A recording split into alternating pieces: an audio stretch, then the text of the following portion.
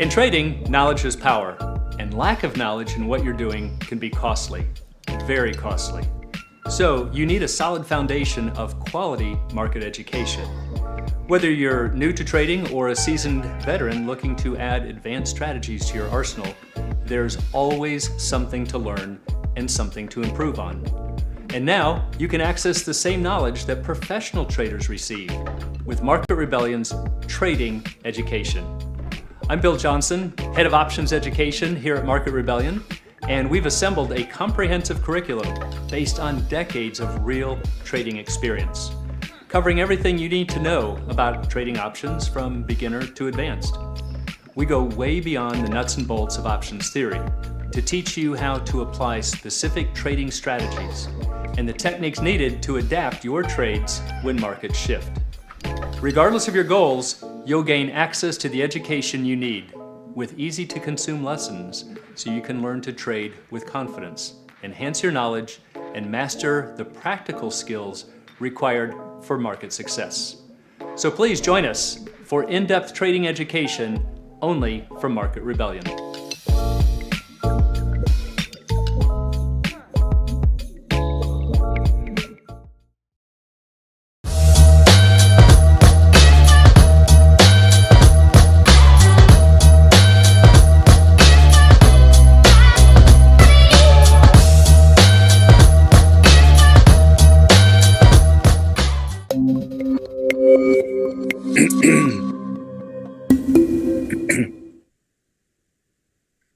Hey, welcome back to all of our options traders and YouTubers out there. It's that time again, 4 p.m. on the closing bell. Coach's Corner. We do it every 4 p.m. on Thursday, and it's just to give you insights into professional traders, the thinking and the hows and the whys. And join with us, as always, with Stu. Stu, good to have you back. Nice to be here. Thanks for the invite. Of course. Yep. So I just want to take a minute before we get started here to say just a couple things about one of our fellow comrades, Coach Elliott Katz, who unfortunately lost his battle with cancer. Yep. Last week. Yep. 3-year battle. Fought it very hard, but in the end, couldn't do it. So Elliott was a real good man. He'll be watching over us in the education department, make sure we're doing the right thing. He was the guy that was he was the guy that when I felt somebody needed a softer shoulder to lean on, I sent him right to Elliott. He had a way about him that would just explain things in such a simple manner that people really took a liking to that kind of approach. Just made them very complex, very simple, and that's the way to teach. Just make it easy. And he was very, very good. So my hat to Elliott and his family, and sorry to see him go. His legacy will live on. So absolutely well said. And I've known Elliott for way back when it was Trade Monster Institute for well over 10 years, and totally agree. He was fabulous as a presenter, fabulous as a teacher, but has quite a long lineage with the SIBO, the Options Institute. So you got to have some credentials to come from there. And then his dad, I found out recently, was also a trader. I think on the NYSE. I believe is what it was. Yeah. So but he will definitely be missed. We've had him on this show a couple of times, so we're sad we weren't able to get him on many more times. He was a huge asset. But today, Stu, we have a continued rally, kind of to a lot of traders' surprise. Yeah. Broad-based index is up about just shy of 1.5% for today. Yeah, a little tiny sell-off at the end, maybe about 1.25%, 1.3%. But yeah, Yeah. Yep, pretty good. So what we thought we would do today, Stu and I get this stuff, whether from Q&As that we run every Tuesday, Thursday, or from which is with his individual coaching. And we find that there are so many common mistakes that people make. And they're usually, it's a fundamental somewhere. It's not just a problem with vertical spreads or just with covered calls. They're fundamental mistakes. And that's really what we try to help you with here on Coach's Corner. And so today we're going to do that, show you a couple of really powerful concepts and things you probably didn't know. We're going to be using vertical spreads as an example, but it applies across all strategies. So let's get started. And as always, we're going to start off with a little bit of a tricky question, is usually how we frame these things with our Chalk Talk, Coach's Corner Chalk Talk right here. Yep. And we want you to think about it. And at the end of the presentation, we'll give you the answer. So here's the setup. The stock is at 104.80. We've run these numbers through a pricing model. And the January RSCO, that's Roscoe.com for those of you who don't know, $100 call is trading for $5.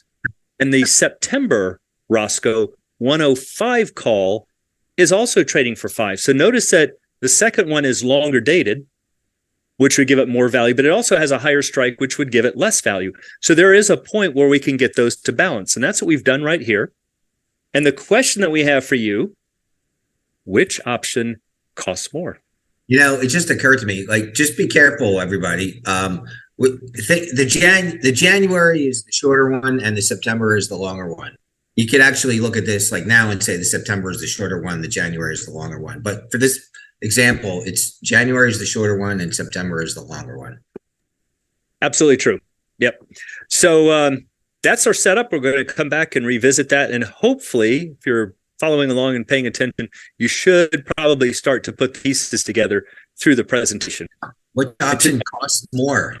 Which one costs more? So we're going to talk about the hidden connection between intrinsic value and insurance value. Well, that looks kind of odd, Stu. Usually it's intrinsic and extrinsic or time value. Why are we calling it insurance value? Did you make a mistake? I kind of thought maybe that's what I did, but I think I see where I was going with it now. Okay, let's go there.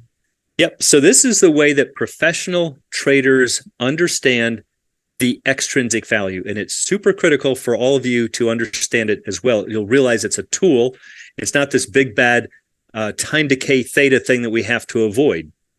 It might be, but it might be a very powerful asset. And depending on how time, volatility, and the stock price move, these relationships can change.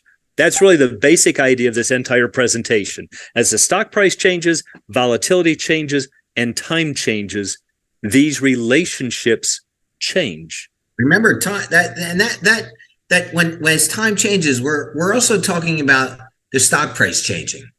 The stock price is the thing that's changing. The strike price is not changing. It's the stock price that's changing around the strike price at the same time as time is going on.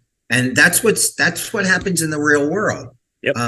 We find that people just mix that up all the time. We could also say, even though we usually call our strike price fixed, if the stock price goes against it, did the stock price go up or did the strike price move down?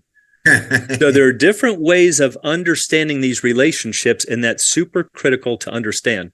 So let's do a quick definition of intrinsic versus extrinsic. Remember that all option prices can be broken down into two parts. We have an intrinsic value that professional traders usually call the cash value, sometimes called the meltdown value. If you're working with, let's say, rare coins, what we're saying is, how much cash could I pull out of this right now if I were to exercise it? Yeah, it comes back to how much is in the money. If I exercise it, and it's 100 and the stock is 120, it's $20. It's just real money. Right. What I would get, it comes back to options 101, which is rights and obligations. Absolutely. So that's the cash value. But then we have a second part that is called the extrinsic value, sometimes called the time value. Mm-hmm. And this is the part that normally people associate with the bad stuff. And they'll say, oh, this is the theta. This is the thing that's bad about options. That is simply not true.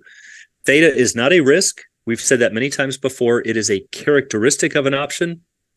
The reason it's not a risk is because time is known, moves in one direction at one speed.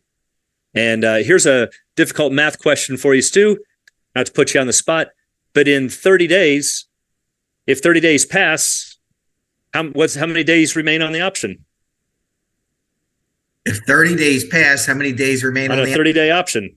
I'm going to go with 30 less or 0. That would be right. What happens to all of the extrinsic value? I'm not even going to tell you how much extrinsic value is on there. What's the value of it at expiration?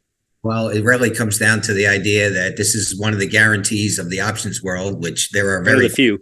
But this happens to be one of them, and it's 0. It's 0. So think about that. If we know that in 30 days that 30 days are going to pass, and we know that our extrinsic value is going to be 0, why is it such a big mystery?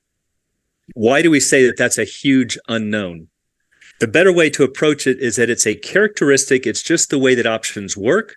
Shouldn't be all that surprising. They're only good while they're alive. So if there's an expiration date, all of that extrinsic value is 0. So for example, let's say the stock is 105 and we have the $100 call trading for 7. So this is the actual market price. So let's take a look at the breakdown. Here's our 100 call trading for 7. That number in green there is called the premium. And we've talked about this too many times. A lot of the terminology from the options market is borrowed from the world of insurance. That's right. Such as premium. From. And, one of the first things you want to look at so far in this, very, very quickly, you should be able to see this as the option person is, number one, it's in the money. And number two, how much is it in the money? Right. Is there an advantage in holding this option right now? The stock is 105. If you have the right to pay 100, would that be a better purchasing price? That will tell you if it's at least in the money. The answer is yes. Then the next question, as Stu said, is how far is it in the money? So if you're new, that will give you the answer. So we're going to subtract out, that's what's called the intrinsic value. Or the cash value. Or the cash value. Right. If you exercise this option right now, you could get stock by paying 100, turn around and sell it for 105 and put $5 in your pocket. We know for sure it's got to be worth 5. Mm-hmm. Now, we often teach, a lot of you know that is an in the money option. So just think of the word in the money and intrinsic. Yeah. Now, what are you in the money option has intrinsic value. What are you going to do with this $2, Bill? I was just thinking the same thing. Now we've accounted for $5. We know the option's trading for 7. We've accounted for 5 of it from cash. Yeah. And there's this little $2 hanging out here somewhere.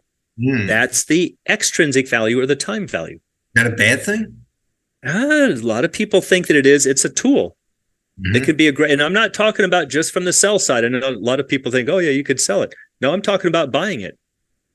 We get a compression, things we'll talk about in the future for all the math people. We know about Jensen's inequality. We know it gives us a tremendous amount of benefits.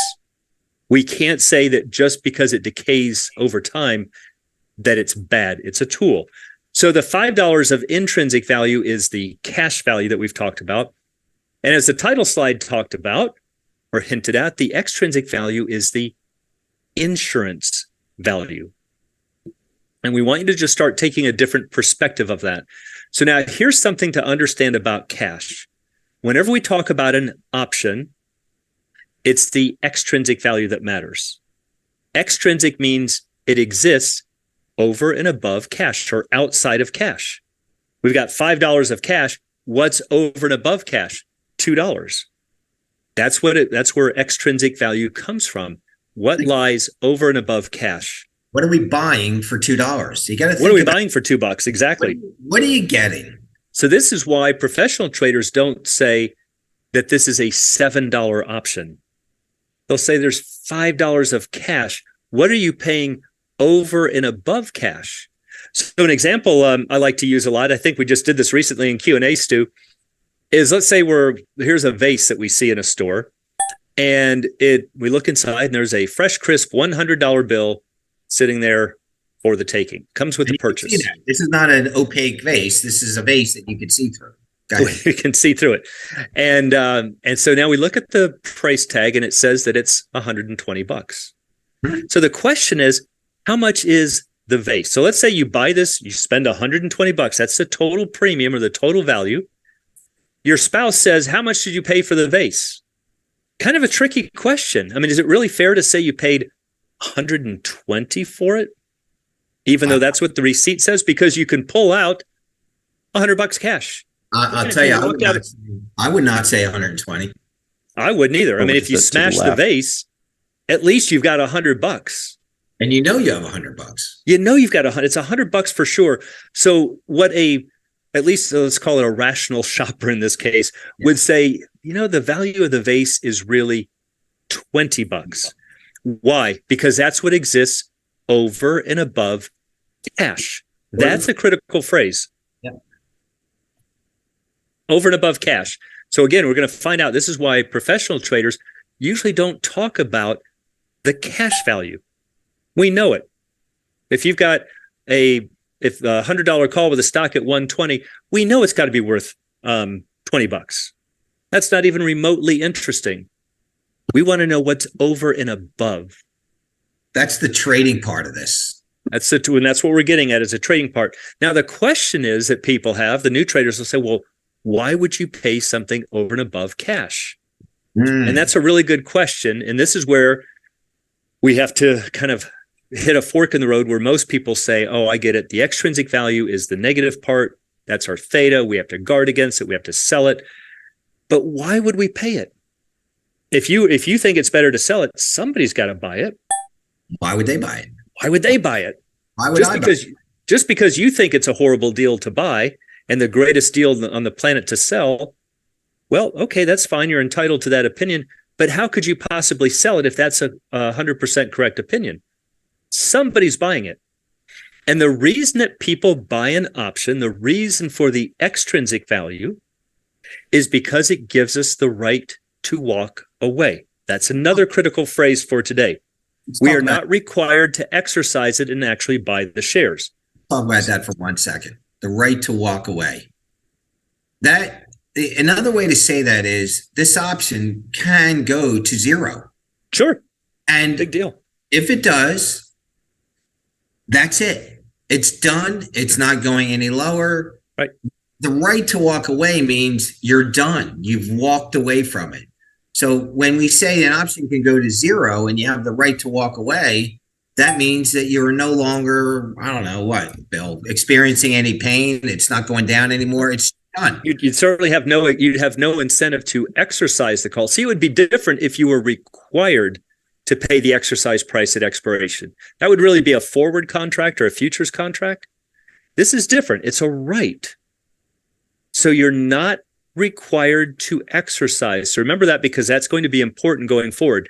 Yeah. Now, the reason, kind of a subtle reason that people overlook why that's valuable, is think of it like a horse race.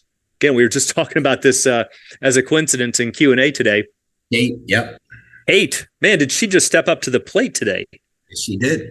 Man, Kate and Ann couldn't survive without them. So anyway, here we are. We've got this horse race, and let's say that you can place your bets before the horses take off.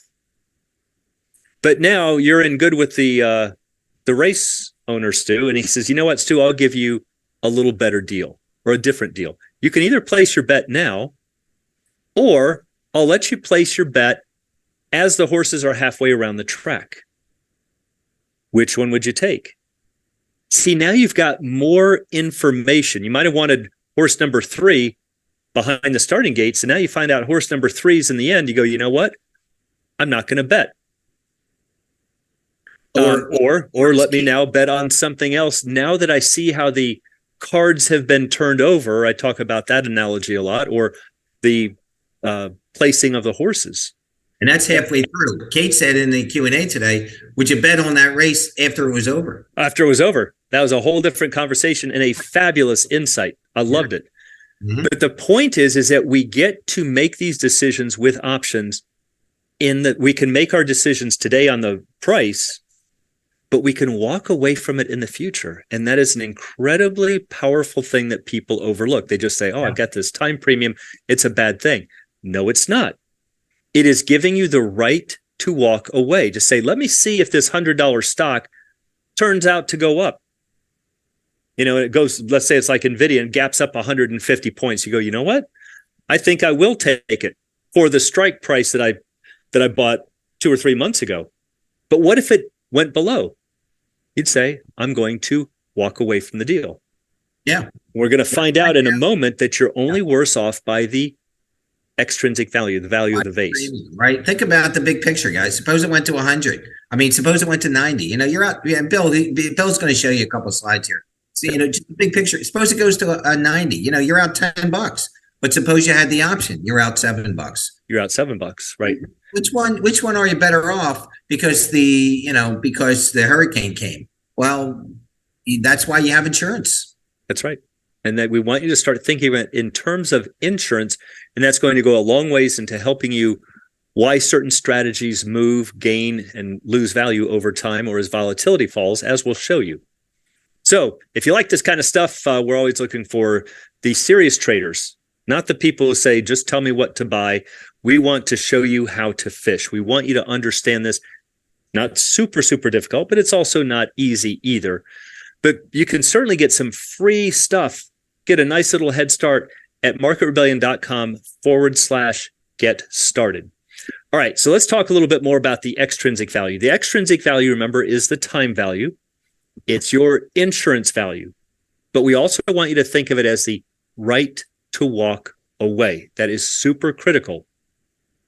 So again, let's say the stock is 100 and the strike is 100, and we've got 60 days to expiration and volatility of 31%. And I chose this odd 31 vol. So because the numbers I'm about to show you were run from a pricing model, and these are actual option prices, how they would work. So let's we'll put the stock at 100. It's an at the money option.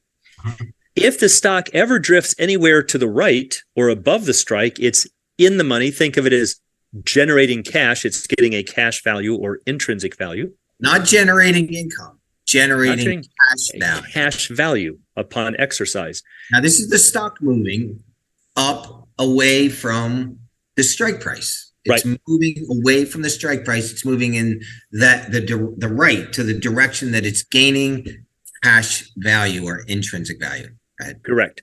Now, if it moves to the left, starts falling below the strike, at least for a call option, it is falling out of the money. That does not mean it has no value. It has no cash value. Yep. But it will have extrinsic value provided that there is time on it and provided it's not super, super far out of the money. Yep. So according to those numbers that we just saw, the 100 call would be priced at 5. Now, the insurance right here is 5, and it's at a maximum amount. In other words, if you're paying $5 for an at the money, there's no cash value. I could pay 100 with the exercise price. I'd get stock worth 100, 6 one, half dozen of another. I'm not ahead. I'm not behind. There's no incentive to exercise it. So why would I pay 5? Because there's a maximum uncertainty when the stock is right there at the strike. Mm-hmm. There's roughly a 50-50 shot for that stock to be in the green or in the red. Yeah. If you think about it, a coin flip, 50-50 shot is the worst level of certainty you can have. It's the highest level of uncertainty. It's right. It's right at 100. It's neither in. It's not in or out. Or out. It's neither. It's right in the middle. It's truly a flip of the coin. Yeah. And this is why I always cracked up when you hear weathermen on TV will talk about, they'll say, oh, and a 50% chance of rain today. And some people go, man, that's amazing. Look at how accurate they calculated. I'm going, what are you kidding me? That's saying I have no earthly idea what it's going to do. If you could give me 51% chance or a 49% chance, I can give you some credibility. But if you're saying 50%, you're saying I have no earthly idea. Yeah. Now, in the options market, what that translates to is that's the maximum insurance because we have the most uncertainty. Now, watch what happens when the stock drifts in the money. The strike stays the same. That $100 call, according to the pricing model, goes to 8. What's the remainder? Well, there's $5 of cash value, right? We have the $100 call. The stock's at 105. So we could exercise it and pull $5 out. Well, if it's trading for 8, there's $3 of additional value. That is the extrinsic value, but I can also say it's the insurance value. Now, a question here, Stu, why would we want to have an insurance policy? Why would we want this 100 call when the stock's at 105? Well, I guess the easy answer is it might go to 90. It might fall below 100, correct. It's still so close to the strike that it's not guaranteed to be in the money. It's not guaranteed to be exercised. And that doesn't mean that you have to exercise it. It just means that somebody will. Well, right now we've got 60 days to expiration. We're only 5 points in the money. Yep, a lot can happen. A lot can happen. It's not really that far in the money.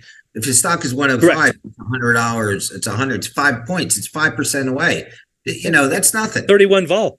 Right. It's not a big deal. This thing could easily fall out of the money, and the stock could easily be 195, 90, 85. Yep. All of those are possible. So if somebody comes in to buy this option today, the $100 call, even though the stock is at 105, they're going to pay 8. Why do they have to pay 8? Well, obviously they have to pay 5 for the intrinsic value. That is not remotely interesting. No, not at all. What's interesting is that they're paying 3 for the insurance value. Okay, so now let's put the stock up to 110. What happens? The cash value goes up. We have $10 of intrinsic. What's left over? $1.70. Why would we pay $1.70? Because it's still not guaranteed to be above 100. But it's a higher probability. Very good. It's a higher probability because we're now 10 points away. Yeah. It's a little bit like a deductible on an insurance policy. You're saying, okay, the thing's worth 110, but I only want the policy to kick in if it falls below 100. Mm-hmm. Not a high probability thing. So the price of the insurance goes down. Yeah. Now watch what happens. Stock climbs up to 115. We now have 15 points of intrinsic value or cash value, not the least bit interesting. But we do have 89 cents of an insurance policy hanging out here. Why did it go down? Because now we're 15 points away. It's becoming less likely that our insurance policy will kick in. In other words, that we're going to walk away. Will be needed, yeah. It's becoming more likely that the option will be exercised by somebody.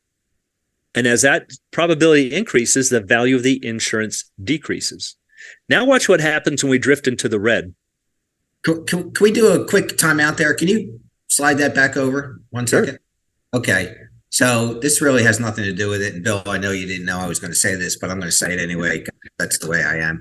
So that 89 cents, and we're just going to, for the sake of this argument, we're going to assume a 0% interest rate. That 89 cents of insurance, that is present on the other side of the avenue. Yep. That put is worth 89 cents. Ooh, very good. Yep. If we looked at, now we're not showing it here, but if we looked across the board at the put, it would also be trading for 89 cents. It would. Why? That's the value of the insurance. You could also buy the stock for 100, and you could buy the, at 100 and buy the insurance policy for 89 cents. Right. All right. And it would give you the same exact effect as owning the call at that price of 15 to 89. Right. I'm sorry. You could buy it at the current stock price of 115 and buy the $100 put for 89 cents. Why is it so cheap? Because it's also 15 points out of the money.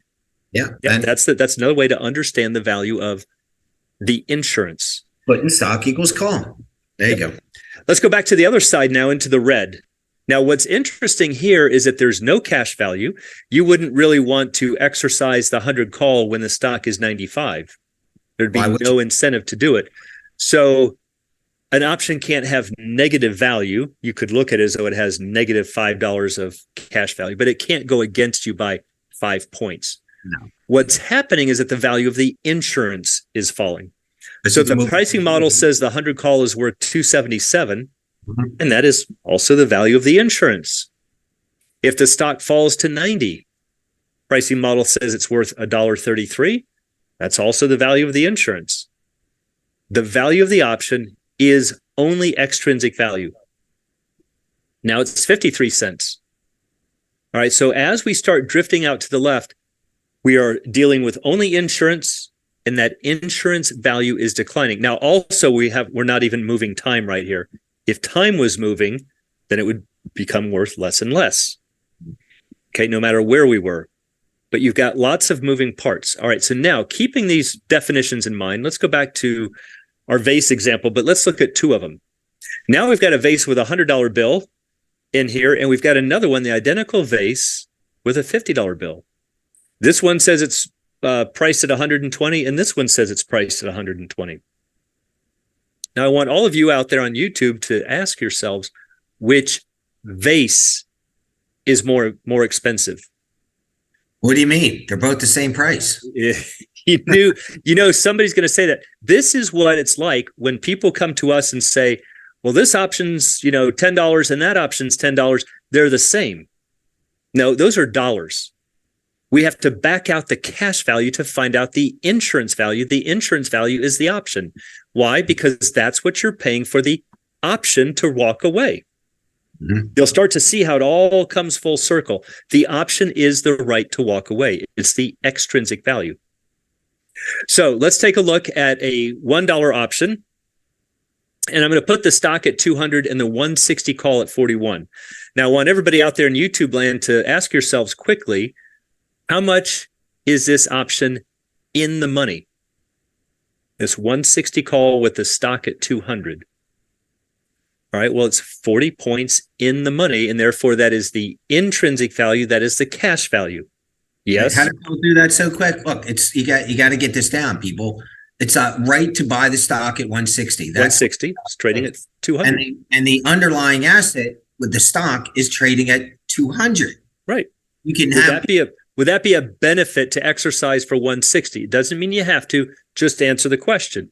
Yes, it would be a benefit. How big is the benefit? $40. $40, right? And there you go. Now you can figure out intrinsic value, not just from a definition, but to understand it intuitively.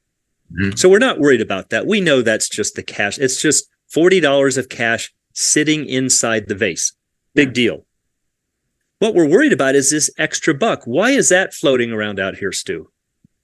Well, because we're going to use that dollar to allow us to say, this idea didn't work. The stock might be trading under 160. Under 160, in which case we're going to say, I'm walking away. I'm not going to exercise this call. I get extra time. If one stock trader comes over here and buys the stock for 200, you better hope he's right. The person that buys the option can say, well, let's give it another 3 months, 6 months, year and a half, whatever, to see if I'm right. Mm-hmm. And then I can exercise it, or I could just close it for cash value. Yeah. But it's going to cost me $1 for that right to wait and see, for the right to walk away. So now, this is where traders make their next biggest mistakes, dude. No, I just thought about something. So suppose we're at the racetrack and we buy, number 6 horse to win. And now we're halfway into it. And number 6 horse is like half a mile behind the leader. Right. Would we like to be able to get rid of that ticket? Sure. Can we get rid of that ticket? If there's a price for it, we could just close it in the market. We could. It's the right to walk away. Yeah, we just say, you know what? I don't want it. I don't want it. I think this stock's going to rally into the next half of the race, so I'm going to buy it. And that would be right. That would be somebody with a differing opinion. Yeah. But let's say what happens if the stock falls to 160. I'm going to put it right down here to the strike. And this is where things start to get really interesting with options traders. They'll say, okay, here's the big risk of the option. You paid all this money. You paid $41 for the option, which is not true. You paid $1 for the option. And they'll say, with the stock at 160, the stock trader only lost $40. He's only down 20%. But when I bought this option over here for 41, I lost 100%. Yeah, this is a really bad time to use percentages because you're not understanding the difference between cash and insurance. How much cash did the stock trader lose? $40. How much cash did the options trader lose? $40. Now it doesn't look so different. Well, the options trader is only worse off by $1, 41 compared to 40. Where's that dollar difference coming from? Yeah. From the insurance policy. And what did he buy? See, that guy bought, or that trader, I'm not options trader, right? That options trader bought the right to say beat it under scram, just in case it falls below 160. Just in case. And things happen. Like, I'm assuming the next slide is going to show us what can happen, I guess. Now, here's some of the intuition behind it too. You might say, man, that's going from 200 to 160. That's a pretty big fall. Not real likely. Well, that's why the insurance policy is only $1. I can tell that this doesn't have either a lot of volatility or a lot of time until expiration. You put this in a stock that's got 60 or 70 vol in a year to go, that's going to be trading for a lot more than 40. Yeah, put it in. If it's if it's a week of expiration, this thing's trading for 40.00, maybe 40.05, trading at parity. But that's a way we can kind of get a handle on where the extrinsic value is coming from. Now, let's take the next step, Stu. Now that we've got our bearing straight and we see that if the stock comes down here to the strike, we're only worse off by the extrinsic value. Forget about the percentages. We're out 41 bucks. Mr. Stock Trader is out 40. But why did we, now the question again, why would we pay that dollar? Wouldn't it be better to just be off 40 bucks? Yeah, but what if the stock falls more than 160? Now our insurance policy is kicking in. Let's say the stock falls to 150. The stock trader could buy shares for 200. He's down 50 bucks, right? With the stock at 150. The 160 call is worth 41. And yes, you are correct. It expires worthless. But this is where people say, see this option, man, I lost $41. I'm never touching these dangerous things again. You've got the wrong perspective. You have the right. It's not the requirement. You have the right to walk away. Well, one thing we could do would be to exercise it. I could exercise my 160 call. I paid 41 for it. That would give me a 201 cost basis instead of 200. I'm down 51. The stock trader's down 50. And there we are. I'm off by $1. But now hopefully people are saying, hey, wait a minute. Why would you exercise and pay 160 if the stock is 150? And I would say, you're right. Good idea. In other words, Stu, would they be telling me to walk away from that option? I would hope so. I would hope so. That's exactly right. We're telling you that your $1 insurance policy has kicked in. So watch what happens. We go out into the market. We pay 150. We paid 41 for the call. That would give us 191 for a cost basis. And with the stock at 150, we're down 41, whereas Mr. Stock Trader is down 50. Now, something interesting happened here, Stu. Before, we were $9 off. I'm sorry, we were $1 off. Now we're $9 better. What happened? How did we suddenly become, instead of being down 50, we're now down 41? I think it has something to do with the fact that the stock went from 160 to 150. Right. Stu just said calls are puts, puts are calls. You've heard us say that many times before. Or the puts are now worth 10 bucks. Just pretend that your 160 call insurance policy came into effect. Mm-hmm. Your $1. Instead of being the stock owner and taking the ride from 160 to 150, you got off the elevator at 160. So you've saved yourself how much? 10 bucks. And as Stu said, the 160 put would be trading for 10. How much do we pay for the option? Be careful here, people. How much do we pay for the option here at 41? $1. You paid $40 of cash, not the least bit interesting. You paid $1 over and above. And so if we have a $10 benefit, because the stock's at 150 and we have the 160 call and we paid $1 for that benefit, we should be better off by 9. And there we have it. That's why we're better off by 9, because our insurance policy kicked in. So this is where you have to see, we can compare now. There's our $9 difference. Okay, now with this framework, let's just give you a very quick tour of a couple of strategies and show you why it's so easy to make mistakes. Let's, consider volatility for vertical call spreads. Let's say that the stock is at 100, and according to a pricing model at 20%, the 95-100 vertical is priced at 332. The 100-105 is priced at 170. At 40% vol, these are the prices. So now, Stu, we're looking at this. We see that you're buying an in-the-money option here, 95. You're selling the at-the-money. With this pair, you're buying the at-the-money and selling the out-of-the-money. And that's the big thing here. You got to recognize, one, that the stock is 100. Two, that the 100 strike is what we're talking about here. Right. And three, that you're either buying it, the 100 strike, it being the 100 strike, or you're selling the 100 strike. So think of the difference, how Stu and I see this. Most people say, oh, I could pay $1.70. I'm bullish. I'm going to make a bigger ROI. Let me buy this one. Yeah. It is just such a wrong way of approaching it. Let's think about I read in the book somewhere, it's a $5 spread. If I pay 170, I can make what's that? 330. Right? Or if I pay 330, I can only make 170. You see, which ones do I want to pick? I want to pick the 100, 105. So I'm off to the race, right? And that's where it ends. And then they wonder why, when this happens, that things can either go right or wrong. Watch what happens if volatility rises while you're trading this spread. We paid 332 and now it's worth 285. Ooh.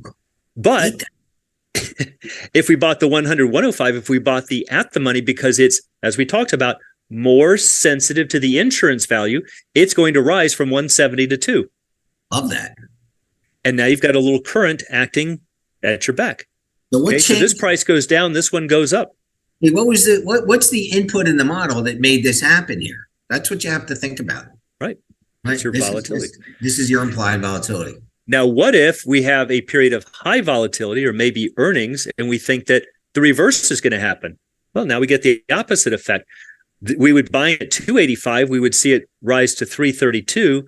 Over here, we would pay 2 and watch it fall to $1.70. Again, one you bought and one you sold. But it's because of the value. You have to track what's happening to the value of the insurance, and that will help you to make better decisions. Now let's look at another strategy. And before we do, please remember marketrebellion.com/get started for anyone who wants more information like this. Let's take a look. One last one to wrap up here, Stu. 2 vertical spreads. We got the stock at 100. Again, we're going to compare the 95-100 vertical for 3, the 100-105 for 2. All right. Now, what are the deltas? A lot of traders say, should I be looking at deltas? And how will the values change as we get closer to expiration? Good questions. Again, people just say, what's the cheapest spread? I'm so afraid of losing money. Let me just buy the cheapest one. They're both bullish. They go to Walmart and go shopping for the cheapest spread. Horrible ideas. So let's take a look at the 95-100. The black curve is the expiration graph. The green is the current. This shows our current profits and losses at these different stock prices today. Now, if we look at the 100-105, the expiration graph is in gray. There's our bends at 100 and 105. The red line is the current graph. But notice here in the center, they're identical. And if you look at a pricing model, they will be exactly the same. I think it's about 31 deltas right here. So when people say I'm going to use deltas to make my decisions, that is a severely limiting way to look at your vertical spreads. It's not that you shouldn't look at it. It's just that not that you shouldn't. It's just that in a case like this, it's not telling you information because both of these have the same delta. It's ignoring the insurance, how the insurance is going to change. So watch this.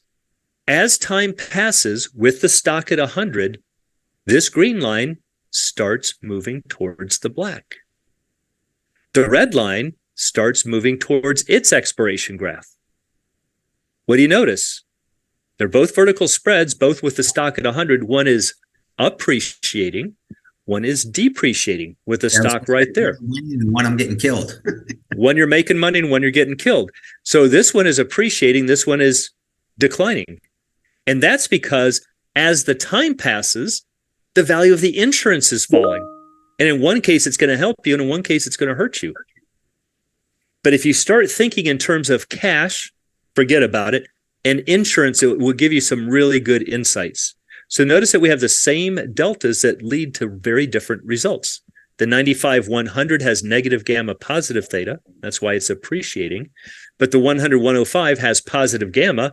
It needs the stock to move. And yes, you'll make more money if that's true.